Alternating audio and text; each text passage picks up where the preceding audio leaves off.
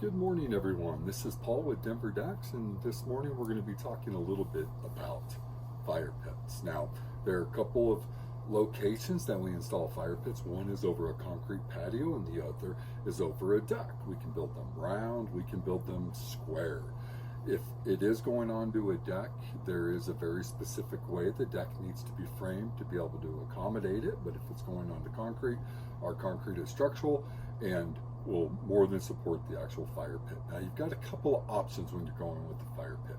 One is you can do a wood burning fire pit, which is going to be the most affordable, or two, you can do a gas fire pit. Now, in either scenario, we're just building the fire pit. We're not actually running the gas line. We don't provide the fire meter. We recommend that you contact Colorado Gas Connections to run the actual gas line, as well as to go over the different fire ring options and whatnot, and we work in concert with them. If it's a wood burning fire pit, then we're good. We're going to build it out of fire block, and then we're going to face it with cinder block, and then do either a faux stone, a stucco, or a brick, whatever is existing on the home. Typically we're going to match that material. Now, we always cap them with a flagstone. Flagstone can take the high heat, holds up really well in our climate. Now, a couple of considerations with the fire pit. You would expect to pay about $3,500, give or take $500, depending on the size, whether it's square or rectangular, or if it's a round fire pit.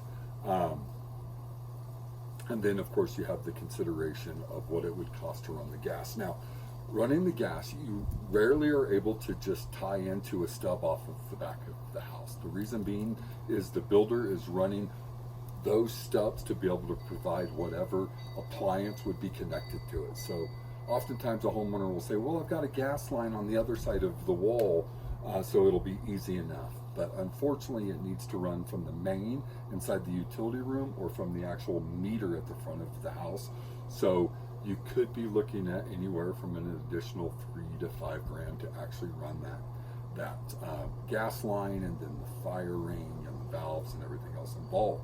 So you can see that a wood burning fire pit is certainly more affordable. Now, the last consideration, I always like to mention this to a homeowner that's wanting to do a fire pit, is depending on the size of the space, if you know for sure you're a family that's going to enjoy a fire pit and it's not going to lose its flair after a handful of years, great. But if you're not really sure, I'll liken it to hot tubs. So anytime we're rebuilding a deck that is built around an existing hot tub, it's more common than not that the homeowner says, we're getting rid of the hot tub. We don't want the deck's designed to be contingent upon the hot tub. We don't use it as much as we thought. So I'll use that in comparison to the fire pit. If you install a fire pit and after 3 or 4 years you're not using it as much as you thought you would, it becomes a very expensive table, a $3,000 table or a $5,000 table, and it's a fixed table. It cannot be moved.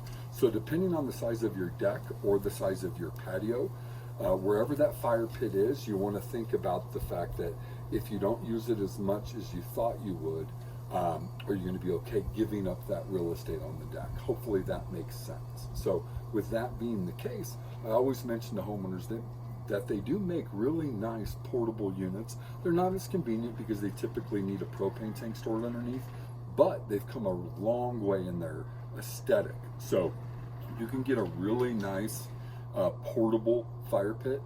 You can spend as little as a few $100s or as much as several $1,000s. But the nice thing about a portable unit is if you don't use it as much as you thought, it doesn't become a very expensive table. You can always pick it up and relocate it to a different part, or you can store it, or you can even sell it. So those are some different considerations when it comes to fire features, fire pits. And outside of that, I would love to hear from you to go over any questions. Again, Paul at Denver Decks, 303-730-9642, or please feel free to email us at deckman1963@gmail.com. Thank you.